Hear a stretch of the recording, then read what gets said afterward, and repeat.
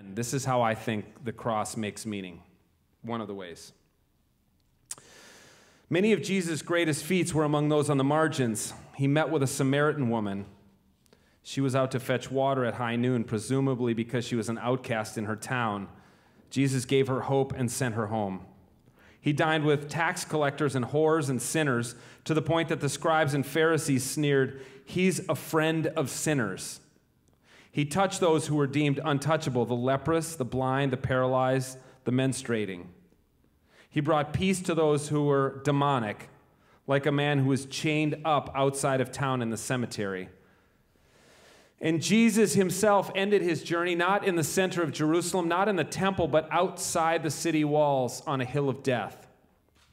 In the ancient world, cemeteries were built outside the city for reasons both sanitary and superstitious. They were literally on the margins, and that's where Jesus died.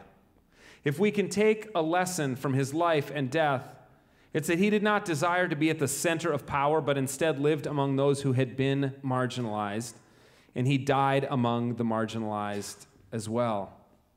In the power scheme of the Roman Empire, Jesus dwelt on the margins. He was a non-citizen, an ethnic minority, and part of an odd religion. He didn't rate.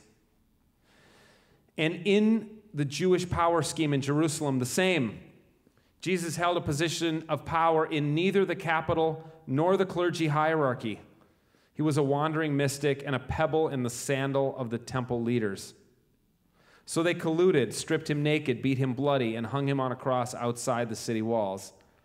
They made him disgusting and unclean, like all those he'd touched over the years. I suppose they hoped this would close the book on Jesus. Once his followers saw him like this, untouchable, they'd go back to their lives as law-abiding Jews subservient to Rome. But his execution had just the opposite effect. Almost immediately, his followers found his crucifixion inspiring. Many of them were martyred in similar ways, thereby redoubling the fervency of the young sect.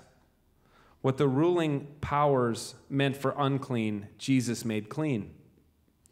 They threw Jesus over the boundary of socio-moral disgust, meaning to silence him, but instead Jesus pulled everyone over the line with him, redeeming the previously untouchable, revealing that we're all unclean, and tearing down the wall that religion had erected.